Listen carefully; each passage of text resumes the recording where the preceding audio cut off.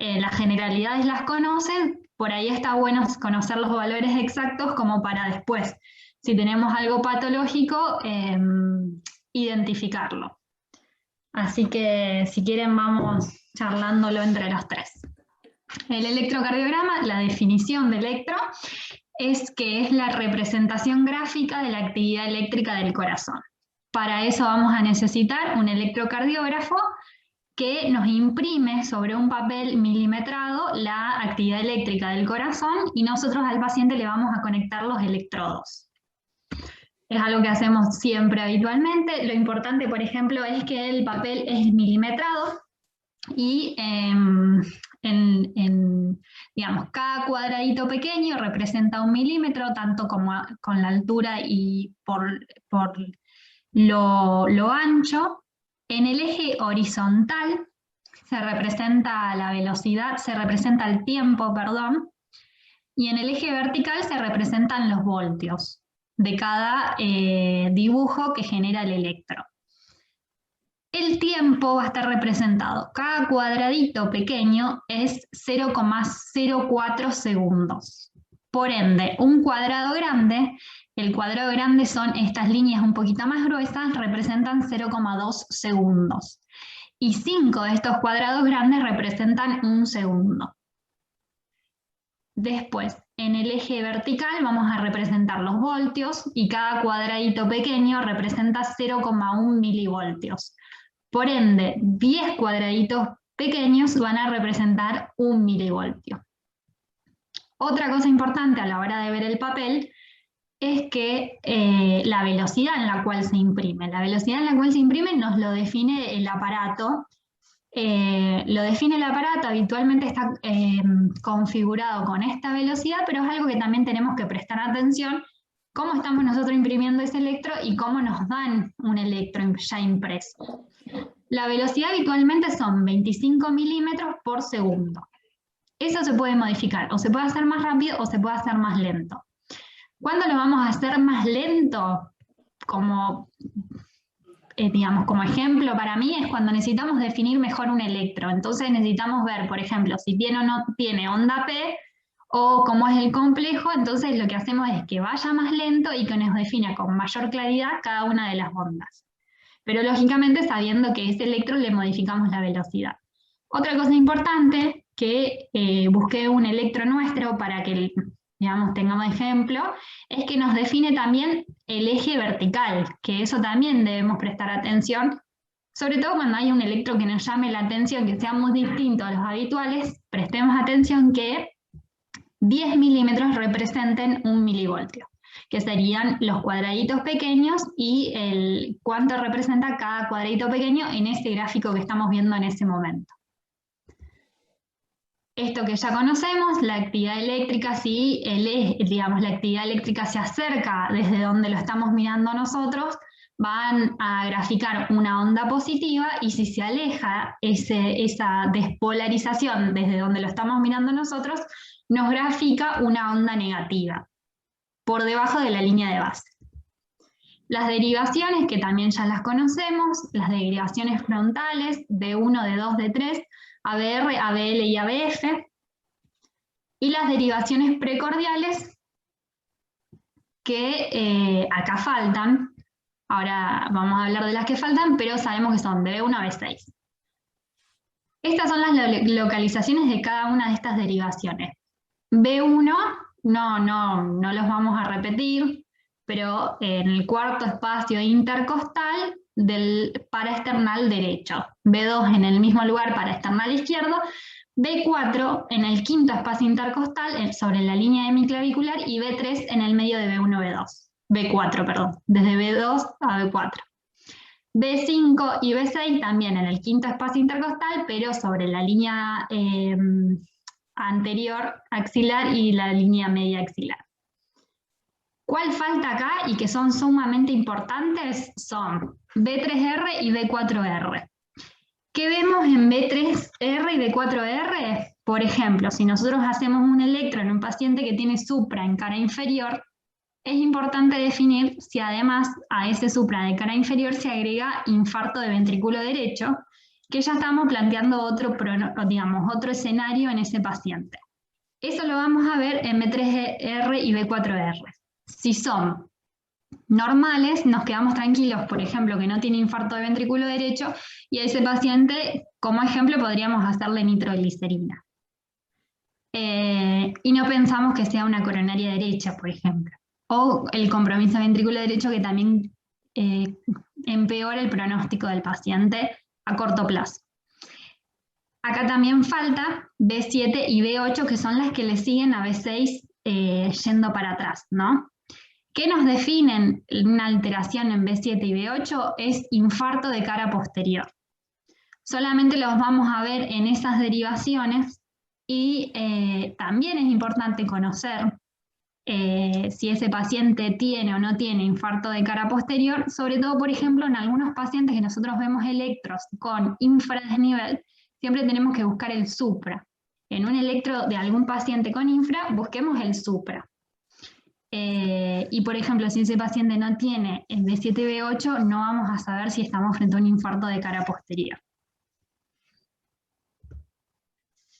Este es el electro normal, ¿sí?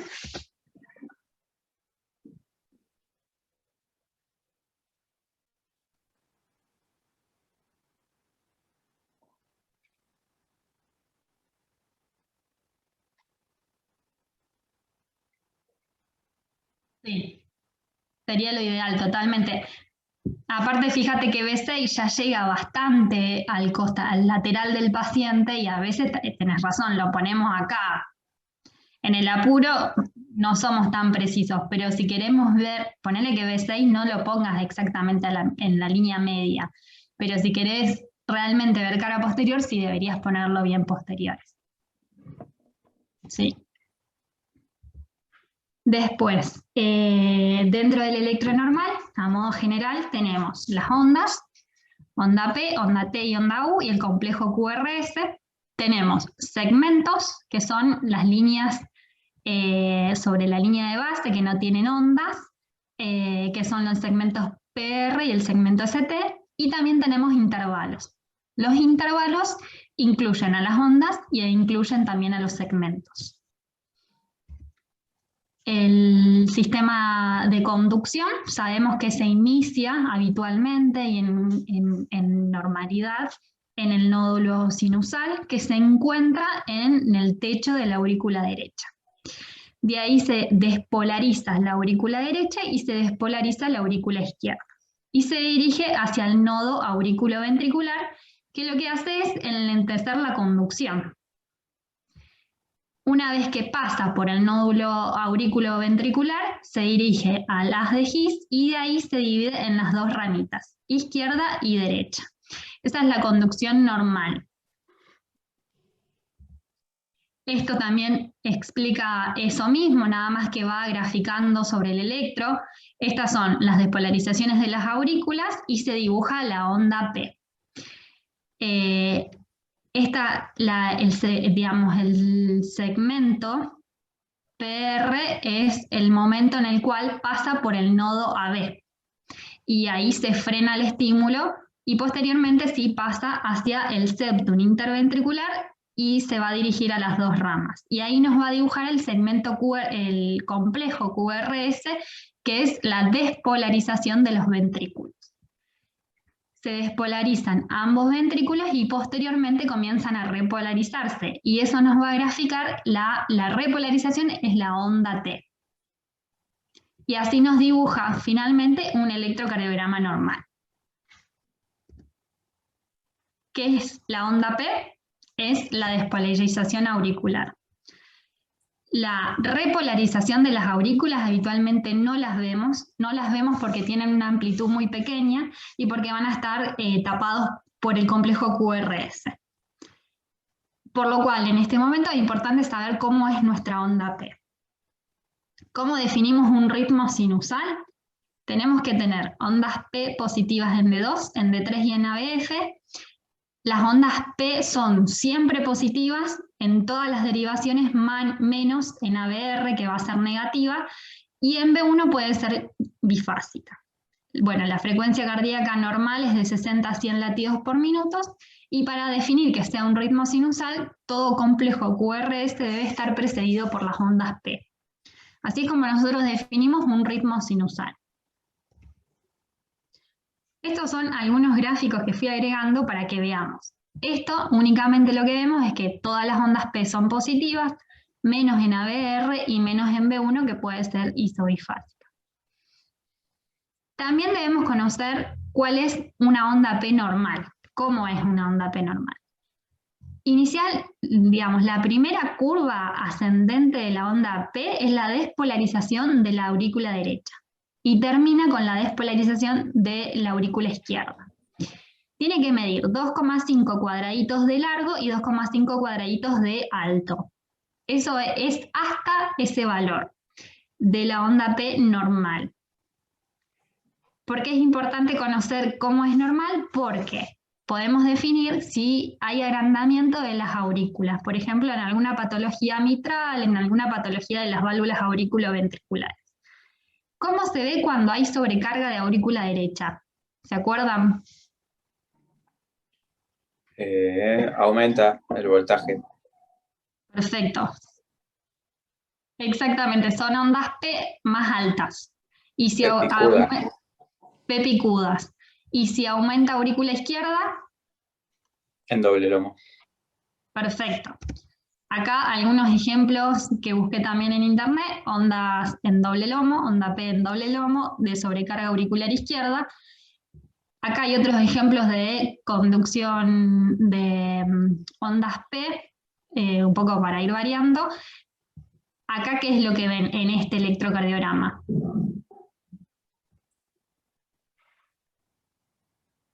Perfecto. Lo que se ve un poco adelantándonos es que el PR se va prolongando hasta que una P no conduce. Esto no sería ritmo sinusal. Y acá, en este,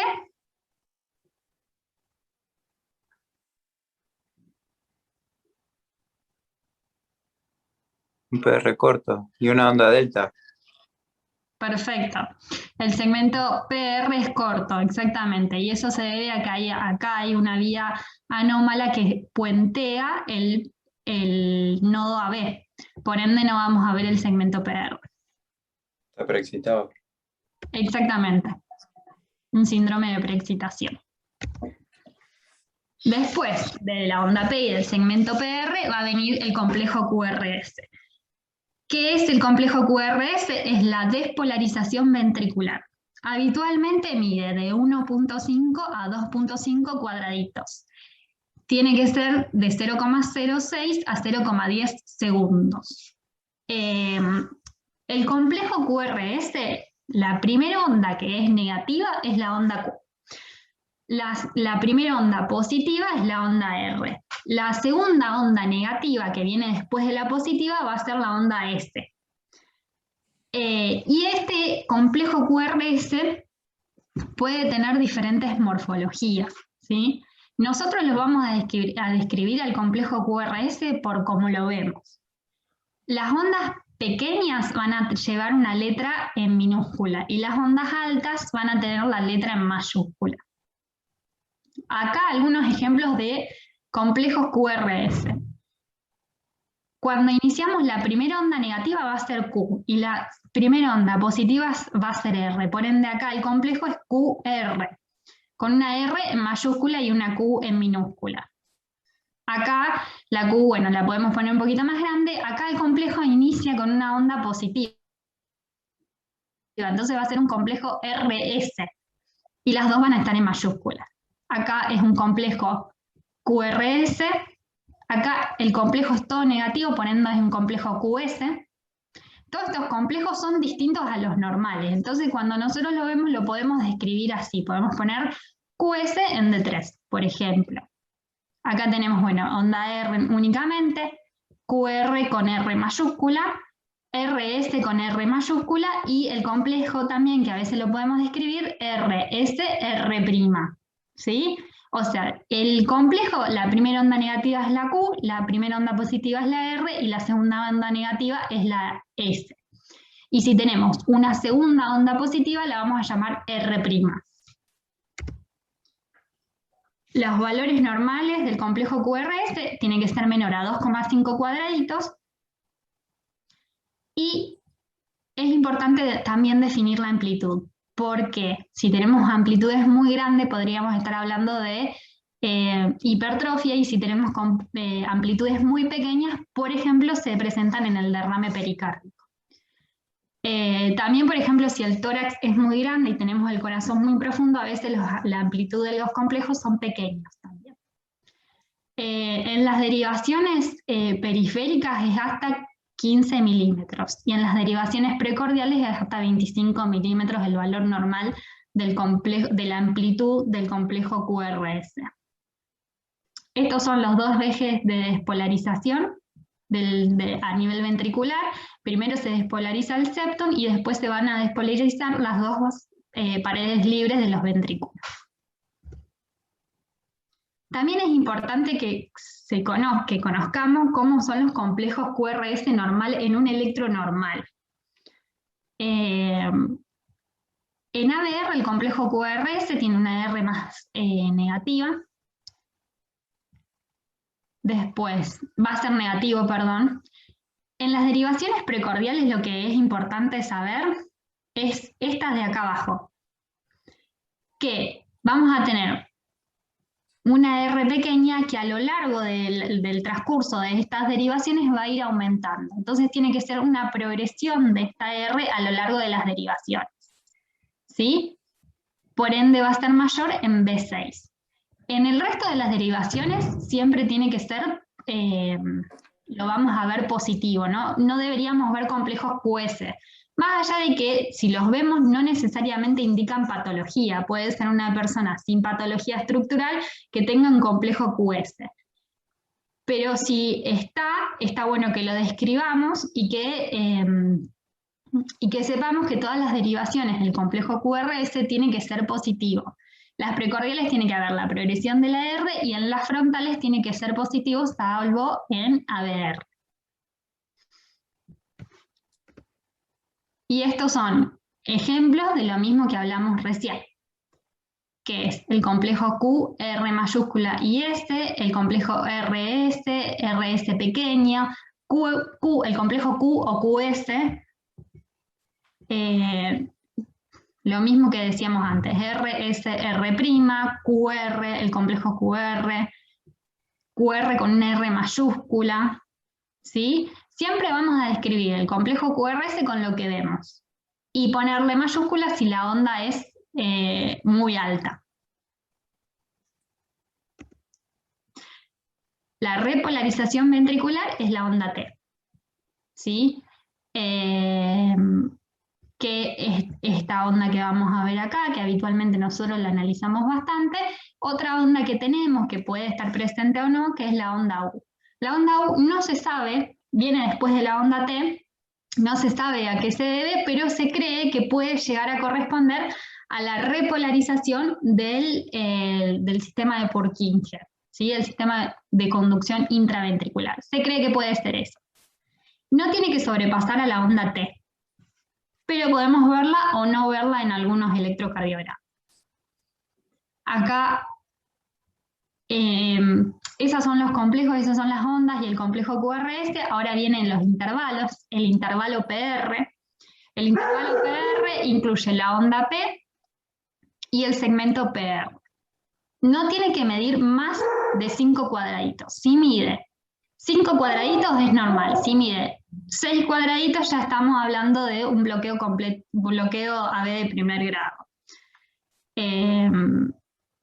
Y si es más pequeño, de 6,12, estamos hablando, por ejemplo, de preexcitación.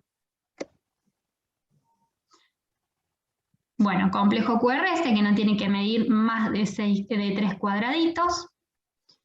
Después, otra definición que por ahí está presente también en los libros es el tiempo de activación ventricular, que es el tiempo en el que demora de pasar el estímulo eléctrico desde el endocardio al epicardio. Y como es un tiempo, por ende vamos a tomar en cuenta el eje horizontal, y es el tiempo que demora desde el inicio de la onda R o el inicio de la onda Q hasta el vértice de la onda R.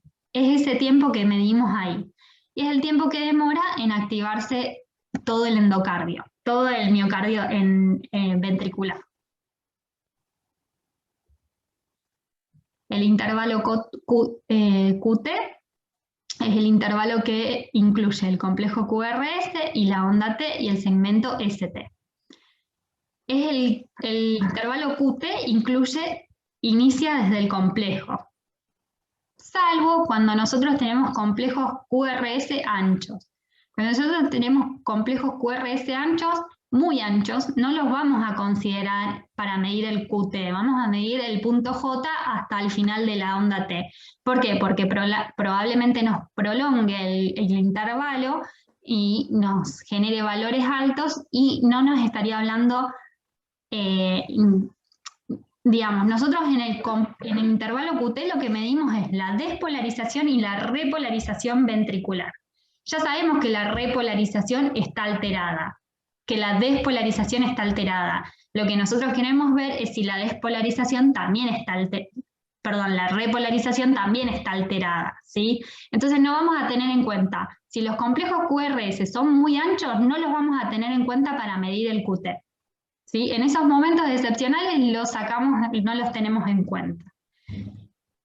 Lo vamos a tener en cuenta para conocer si está o disminuido o aumentado. Siempre lo medimos en todos los electrocardiogramas directamente cuando la frecuencia cardíaca está entre 60 y 100 latidos por minuto. Cuando el paciente está o bradicárdico o taquicárdico, este QT se altera el valor que nosotros le vamos a estar midiendo, entonces tenemos que calcular el QT corregido que va acorde a la frecuencia cardíaca del paciente, que ya va a estar alterada. Ese QT corregido lo calculamos con esta fórmula, que es la fórmula de Bassett. Es el QT medido, es el QT que nosotros medimos, sobre la raíz cuadrada de la distancia que hay entre dos R's. Las dos R's, la previa al QT que nosotros medimos. Y así vamos a tener el QT corregido y ese es el valor que nosotros vamos a considerar el del paciente cuando su frecuencia cardíaca esté o muy aumentada o muy disminuida, esté bradicárdico o esté taquicárdico. ¿Saben los valores normales del QT?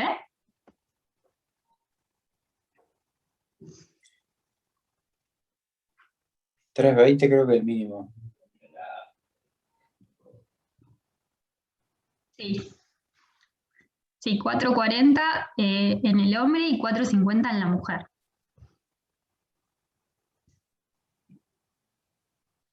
Estamos bien, ¿eh?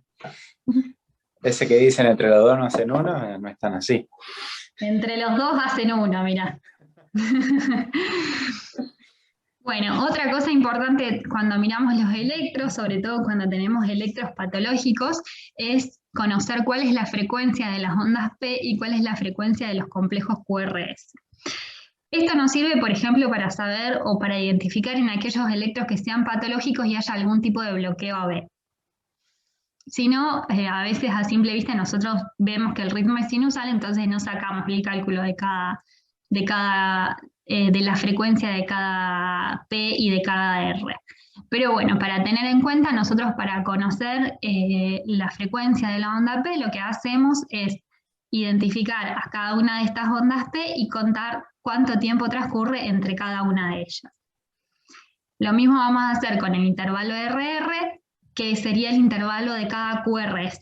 Para medir la distancia entre cada QRS, lo que vamos a tener en cuenta es, vamos a iniciar, digamos, a contabilizar desde el inicio de la onda Q. ¿Sí? Esto solamente me pareció muy útil cuando nosotros tenemos electros que no podemos definir si tiene bloqueo B, si no tiene. Y es algo que por ahí yo no veo que lo hacemos frecuentemente, pero nos serviría conocer cuál es la frecuencia de la onda P, cuál es la frecuencia del QRS y así definir si tiene o no bloqueo AB.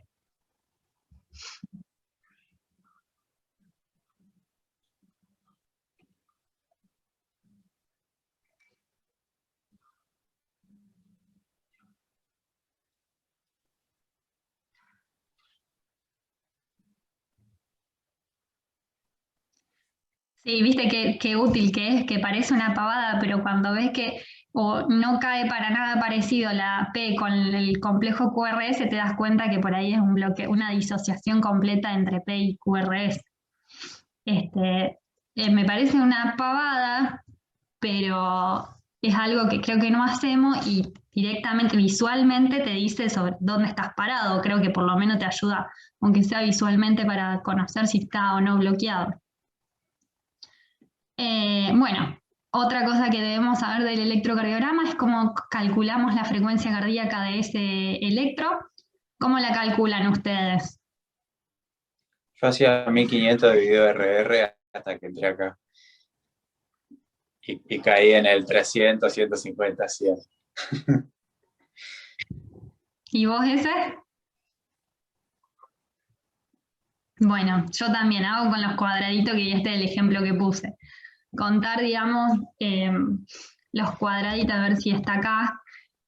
Acá tenemos un complejo QRS que muchas veces cae acá en la línea del cuadradito grande o más o menos cerca y contás 300, 150, 100, 75, 60, 50, 43, creo que sí, y ahí vas definiendo la frecuencia cardíaca siempre que la frecuencia cardíaca sea regular.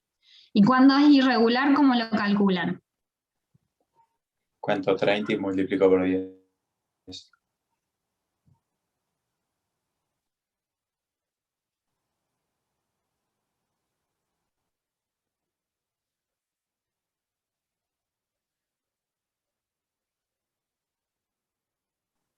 Yo creo que hago lo mismo que vos, ese. Pero bueno, Es lo mismo, ¿no? Pasa que, o sea, 30 cuadraditos son 6 de los grandes. Claro. Claro. Exacto. Ustedes Claro, son más chantas todavía. puede ser. Bueno, para calcular la frecuencia cardíaca, esa es la metodología cuando el ritmo es irregular. ¿Sí? Tener en cuenta cuántos segundos contamos sabiendo cuánto vale cada cuadradito de estos, y ahí o contamos 3 segundos o contamos 6 segundos y contamos cuántas R's hay en ese cuadradito. Y lo multiplicamos por 10 o por 20. ¿Cómo tiene el cuadradito grande, tiene la liñita abajo? Me interesa eso.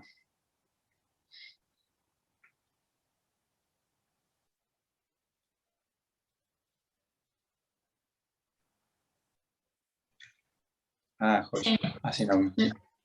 Y no tengo que contar los 30. Claro. Vos decís de las linitas esas que están bien abajo de todo. Exactamente, sí. Yo hago uso de esa, Juanpi, porque es más rápido, pero bueno, para interpretarlo, y si no tenemos esas líneas, estamos con otro electro, lo que sabemos es que estos cuadraditos, cuánto tiempo representan. Por ejemplo, 5 de estos representan un segundo, podemos tomar 15 de estos y estaríamos frente a 3 segundos. Eso contamos cuántas R's tenemos, lo multiplicamos por 20 y ahí tendríamos la frecuencia cardíaca cuando el ritmo es irregular. Si no, nuestro método un poco más rápido, teniendo la facilidad de que nos marca ahí abajo las líneas un poquito más gruesitas y bien separadas, ahí contamos también cuántas R's tenemos y ahí calculamos la frecuencia cardíaca cuando el ritmo es irregular. Excelente. Cálculo del eje. ¿Cómo lo calculan el eje? De 1 a BF. Y hacemos De 1 límite. a BF. Bien.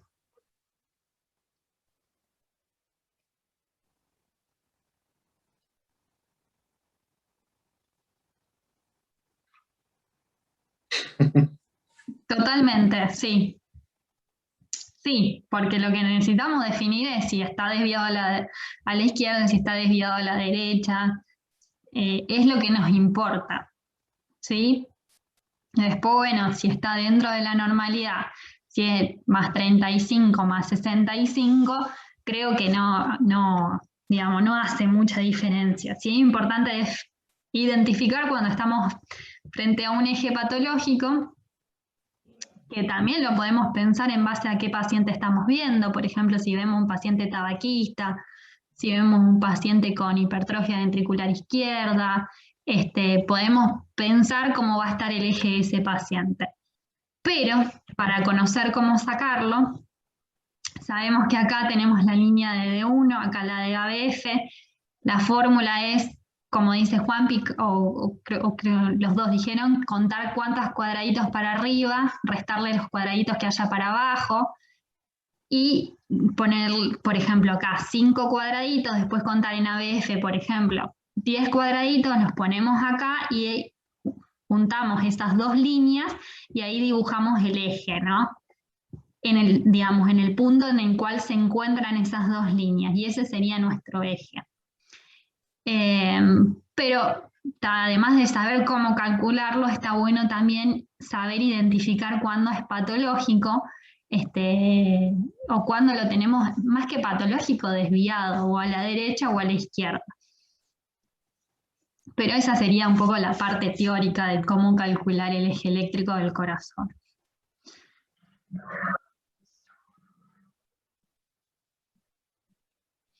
Totalmente, sí, sí. Suele pasar, sí, sí.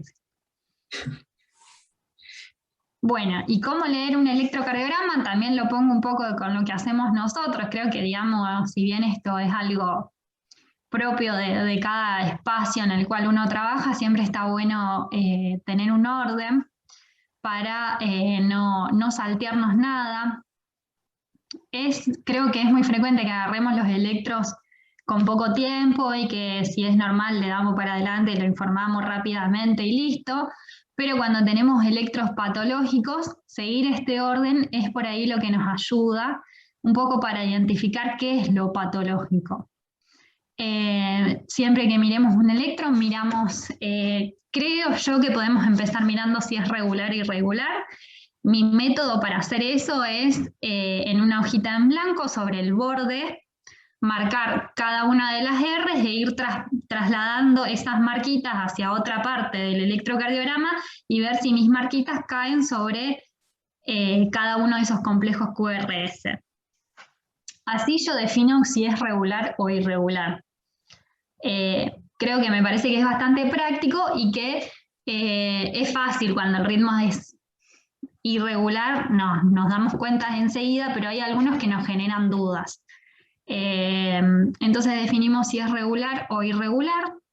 Después vemos si el ritmo es sinusal o no sinusal. Ya sabemos cuándo es sinusal, cuáles son las características de las ondas P para definir cómo es sinusal. ¿Alguno se acuerda cuáles eran las características? Del ritmo sinusal. Sí. Que sea entre 60 y 100 latidos por minuto, que tenga onda P, que esa onda P sea positiva en D2, D3 y ABL y negativa en ABF, y que todas las ondas P conduzcan. Guitarra ahí. Salió la guitarra. ¿Vos ese?